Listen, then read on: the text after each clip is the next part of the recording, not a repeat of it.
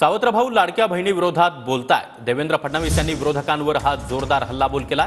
लाडकी बहीण योजना घोषित झाल्याबरोबर विरोधकांचे चेहरे पडले अशी टीका देखील फडणवीसांनी केली आहे। महाविकास आघाडीला लाडक्या बहिणींचा त्रास होतोय अशा शब्दांमध्ये देवेंद्र फडणवीस यांनी महाविकास आघाडीतील नेत्यांवर जोरदार निशाणा साधला।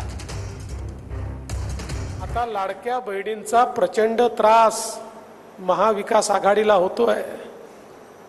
ते रोज लाडक्या बहिणीवर बोलतायत।